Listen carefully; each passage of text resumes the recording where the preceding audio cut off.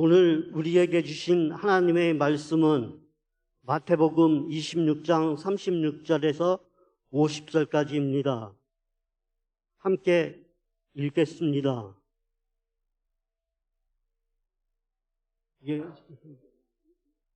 라는 것을 이르러 제자들에게 이르시되 내가 저기 가서 기도할 동안에 너희는 여기 앉아 있으라 하시고 베드로와 세베대의 두 아들을 데리고 가실새 고민하고 슬퍼하사 이에 말씀하시되 내 마음이 매우 고민하여 죽게 되었으니 너희는 여기 머물러 나와 함께 깨어 있으라 하시고 조금 나아가사 얼굴을 땅에 대시고 엎드려 기도하여 이르시되 내 아버지여 만일 할 만하시거든 이 잔을 내게서 지나가게 하옵소서.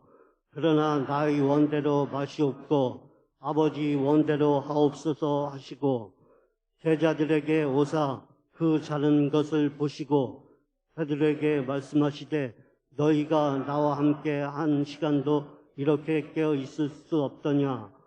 시험에 들지 않게 깨어 기도하라. 마음에는 원이로되 육신의 기도다 하시고 다시 두 번째 나아가 기도하여 이르시되 내 아버지여 만일 내가 마시지 않고는 이 잔이 내게서 지나갈 수 없거든 아버지 원대로 되기를 원하나이다 하시고 다시 오사 보신즉 그들이 지산이 이는 그들의 눈이 피곤함이 일러라.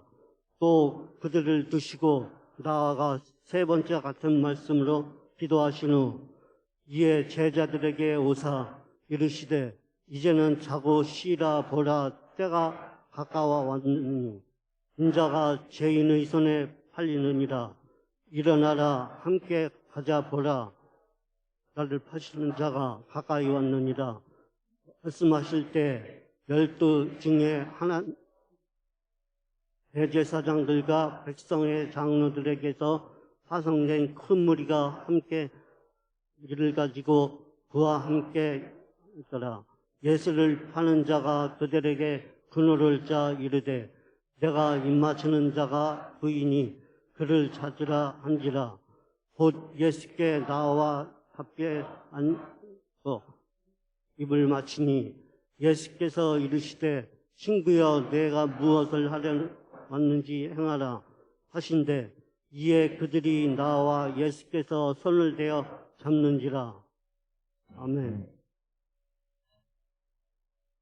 이 시간 이성민 담임 목사님께서 나오셔서 하나님의 말씀을 전하실 때 은혜 받는 시간이 되시길 바랍니다.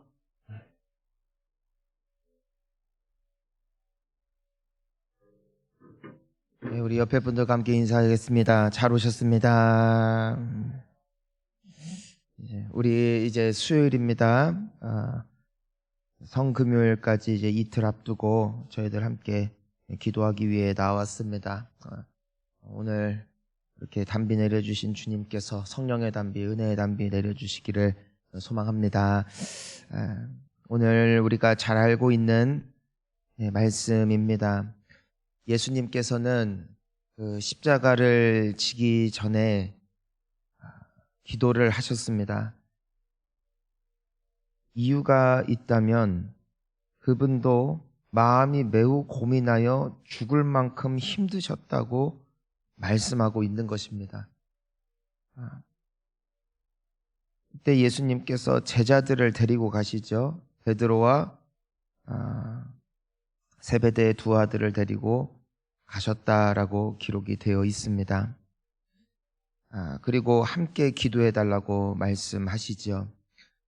예수님께는 기도의 동역자가 필요했던 것 같습니다. 물론 혼자 기도할 수 있지만 함께 할 때에 힘이 되는 것이죠. 저는 우리가 서로가 서로에게 믿음의 동역자요 기도의 동역자 되실 수 있기를 축복합니다. 그런 사람들이 있습니다. 신앙생활을 할 때 참 고마운 사람이 누구냐면 나는 기도할 힘이 없고 의지도 없는데 나랑 가까운 누군가가 같이 기도하러 가자, 교회 한번 가보자, 이끌어줄 수 있는 한 사람, 큐티가 되지 않는 옆에 사람에게 같이 해보자고, 같이 하면 참 좋을 것 같다고 이끌어주는 누군가가 있다는 것은 굉장히 큰 축복인 것 같습니다. 여러분, 우리가 서로가 서로를 격려하여서 함께 가는 것입니다. 신앙생활은 혼자 못하더라고요. 절대 혼자 못합니다. 우리가 학교 다녔던 이유가 있죠. 학교 안 다녔으면 공부를 했겠습니까? 학교 가니까 억지로라도 했죠. 그때 당시에는 힘들었지만 그 과정을 지났기 때문에 우리는 상식을 갖고 살 수 있고 글을 읽을 수 있는 것이죠. 신앙생활 역시도 마찬가지라는 것입니다. 스스로 자율학습하는 것이 아닙니다. 이끌어줄 누군가가 필요하고 함께할 동역자가 필요하다는 것입니다. 우리가 일평생을 살아가는 가운데 이런 좋은 동역자 만날 수 있기를 축복하고요. 또 여러분들이 그런 사람들 되시기를 간절히 소망합니다. 우리 39절 함께 읽어볼까요? 조금 나아가사 얼굴을 땅에 대시고 엎드려 기도하여 이르시되 내 아버지여, 만일 할만하시거든 이 잔을 내게서 지나가게 하옵소서. 그러나 나의 원대로 마시옵고 아버지의 원대로 하옵소서 하시고, 예수님의 기도는 무엇이었습니까? 나는 십자가가 싫습니다. 나는 고난이 싫습니다. 나는 아픔도 싫습니다. 괴로운 예수님의 심정이 다 담겨져 있습니다. 하지만 예수님께서 기도하셨던 이유가 무엇입니까? 나의 원대로 마시옵고 아버지의 원대로 하옵소서. 여러분, 이것은 신학적으로 맞는 말일 것입니다. 우리도 고백하죠. 나의 생각보다, 나의 뜻보다 아버지의 생각이, 아버지의 뜻이 훨씬 탁월합니다. 훨씬 지혜가 있습니다. 이 말씀을 우리는 알고 들었고 또 믿음으로 아멘을 합니다. 하지만 문제가 뭐냐면은 이 말씀이 나에게 동의가 되고 이 말씀이 나에게 깨달아졌다 하여 이것이 나의 삶 가운데 소화됐다는 뜻은 아니라는 것입니다. 아무리 맛있는 음식물을 먹는다 할지라도 위가 약하여지고 소화 불량 상태가 되어지면은 아무리 값비싼 음식을 먹어도 소화를 시키지 못하고 토해내게 되거나 아니면은 설사를 하게 됩니다. 아무리 좋은 진귀한 것을 먹는다 할지라도 나의 몸 상태가 받쳐주지 않으면 그것이 유익이 되지 않더라는 것입니다. 우리가 아무리 하나님의 말씀을 알고 그래, 내 생각보다 하나님의 뜻이 맞지, 그래, 아버지의 뜻이 이루어져야지 라는 것을 내가 안다 할지라도 나의 영이 그것을 소화하는 과정을 거치지 않으면은 결코 우리는 그 말씀을 흡수하지 못하더라는 것입니다. 결국에는 예수님께서 기도하셨던 이유는 아버지의 뜻을 몰랐기 때문이 아닙니다. 십자가 뒤에 구원이 있음을 몰랐기 때문도 아닙니다.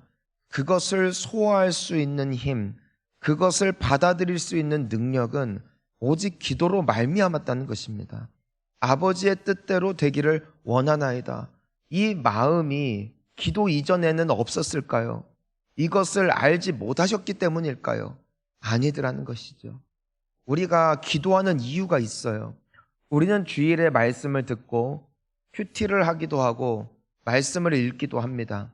때로는 그 말씀이 나에게 찔림이 되기도 하고 때로는 그 말씀이 나에게 도전이 되기도 하죠.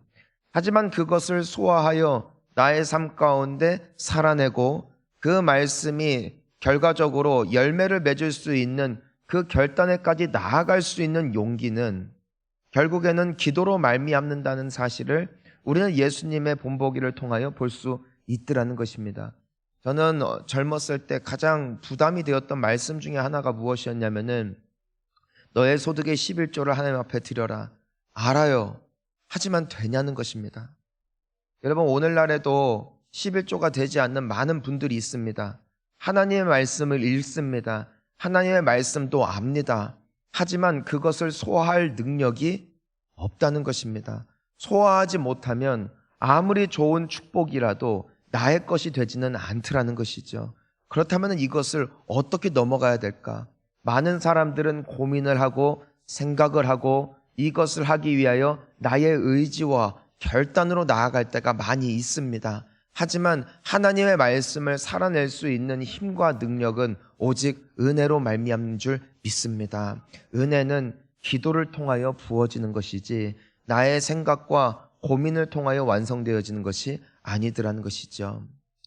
오늘 예수님께서는 동일한 십자가라는 시험을 앞두고 하나님 앞에 기도하셨습니다. 아버지의 뜻대로 되기를 원합니다. 하지만 이것이 예수님에게 있어서 얼마나 무거운 잔이었을까? 오늘 말씀을 보니까 예수님은 3번 나아가 기도하셨다. 그러니까 간절히 기도하시고 돌아왔지만 마음이 여전히 무거운 겁니다. 여러분, 소화시키기 힘든 제목들이 있습니다. 소화시키기 힘든 영적 고지가 있다는 것입니다. 예수님에게는 3번의 간절한 기도가 있었습니다. 우리가 훗날 사도 바울의 모습을 보면은 바울에게는 육신에 큰 질병이 있었습니다. 하지만 이것을 받아들여야 된다는 것을 머리로는 알아요. 이것이 하나님께서 나에게 주셨다는 것을, 그는 신학을 아는 사람이고 성경을 아는 사람이고 하나님의 말씀을 굉장히 정통하여 잘 알고 있는 사람입니다. 하지만 나의 육신의 한계, 내가 회복되지 않고 낫지 않는 이 고질적인 질병을 받아들이기까지 사도 바울 역시도 생명을 건 3번의 기도가 있었다는 것이죠. 비로소 하나님께서 그의 마음 가운데 그 상황을, 그 현장을 그가 뛰어넘지 못하고 절망할 수밖에 없는 그 현실을 받아낼 수 있는, 받아들일 수 있는 영적 배포와 소화시킬 수 있는, 그것을 나의 삶 가운데 받아들일 수 있는 배포를 비로소 그에게 허락하여 주셨을 때 바울은 하나님 앞에 감사할 수 있었다는 것이죠. 때로는 우리가 하나님의 말씀을 소화시키지 못할 때에 이와 같은 기도가 필요하더라는 것이에요. 우리가 기도하면 하나님께서는 깨달음을 주시고 때에 맞는 은혜를 허락하여 주신다는 것입니다. 예수님의 십자가는 굉장히 큰 시험이었습니다. 우리가 살아가다 보면은요, 우리가 넘어가지 못하는 시험들이 찾아옵니다. 그때마다 기도하실 수 있기를 축복합니다. 하나님은 때가 되어지면은 그것을 넘어갈 수 있는 힘을 주십니다. 하지만 이것을 기억하십시오. 생각하고 고민하면 넘어가지 못한다는 것입니다. 기도가 능력입니다. 기도가 힘입니다. 예수님께서도 기도하셨으니 우리도 기도해야만 한다는 것입니다. 그래서 우리가 오늘따라 비가 오니까 몸도 무거우실 수 있고 지금 환절기라서 좀 굉장히 컨디션이 안 좋을 수도 있겠지만 또 여러 가지 우리의 삶에는 바쁜 일상들이 있고 여러 가지 어려움들이 있지만 그럼에도 왜 나왔냐는 것입니다. 우리는 주님이 필요하다는 것입니다. 함께 기도할 수 있는 우리가 될 수 있기를 축원하는 것입니다. 제자들에게 오십니다. 근데 제자들은 무엇을 했습니까? 그들은 잤다. 그들은 잤다는 것입니다. 여러분, 결과론적이지만 예수님은 십자가를 통과하십니다. 기도를 하셨기 때문입니다. 하지만 제자들은 십자가를 통과하지 못합니다. 기도하지 않았기 때문입니다. 우리가 이 사실을 정확하게 볼 줄 알아야 됩니다. 우리는 앞으로 살아가는 가운데 시험이 반드시 옵니다. 시험거리들이 반드시 옵니다. 그것이 건강 문제가 됐든 사람 관계가 됐든 혹은 내 인생의 어떤 몸이 건조함이 됐든 또 믿음의 흔들림이 되어졌든 우리는 시험 없이 살아갈 수 있는 존재가 아무도 없어요. 왜냐하면은 하나님은 우리로 하여금 시험을 뚫고 나아가 결국에는 천국 갈 수 있게끔 끝까지 동행하는 분이시지만 원수 마귀는 끊임없이 우리에게 시험거리를 던져줌으로써 우리로 하여금 실족해 만들고 넘어지게 만들고 절망하게 만들어서 한 사람이라도 지옥 백성 만들기 위하여 지금도 애쓰고 있기 때문입니다. 하나님의 역사는 한 영혼이라도 천국 백성 되어 하늘의 소망과 평강과 은혜를 누리게 하시는 것이고 원수 마귀는 한 영혼이라도 다시 옛 모습으로 지옥의 백성된 자녀의 모습으로 끌어내어 한 영혼이라도 더 망하게 하는 것이 원수 마귀의 열심이라는 것입니다. 하나님의 열심을 우리가 믿습니다. 하지만 마귀의 열심이 있다는 것입니다. 따라서 시험은 반드시 찾아옵니다. 하지만 여러분, 이 사실을 믿고 기억하십시오. 그리고 소망하십시오. 기도하는 자는 100% 뚫고 갑니다. 기도하는 자는 절대 낙심하지 않습니다. 하지만 기도하지 않으면 시험에 듭니다. 그래서 우리는 기도하는 겁니다. 다람쥐나 설치류들이 겨울을 나기 전에 무엇을 합니까? 자기가 모을 수 있는 만큼 씨앗들을 모아서 그들의 구덩이에 저축을 해놓습니다.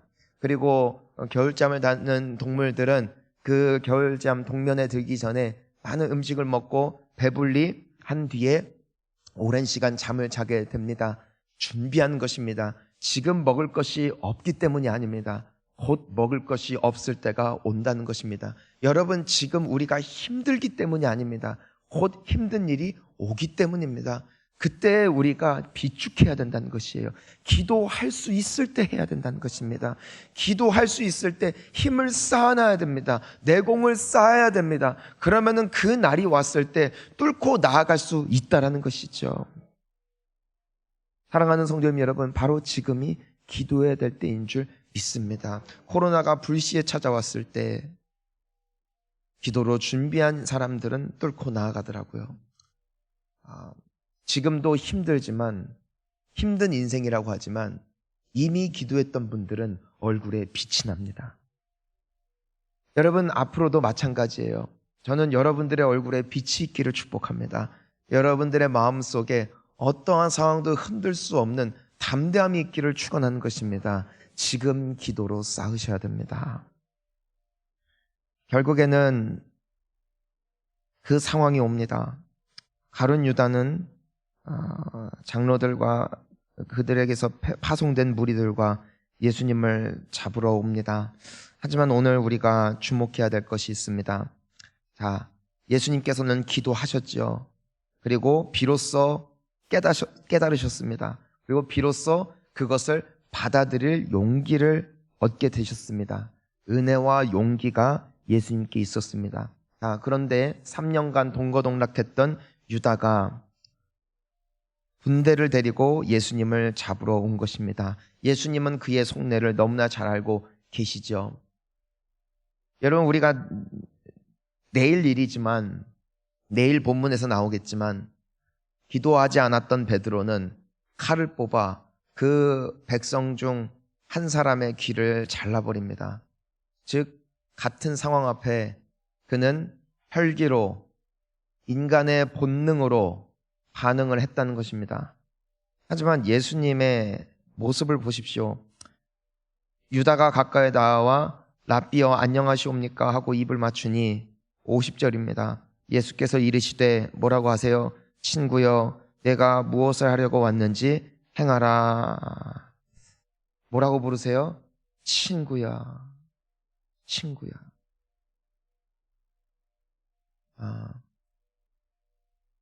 주님의 아픔은 배반을 당하면서도 친구여.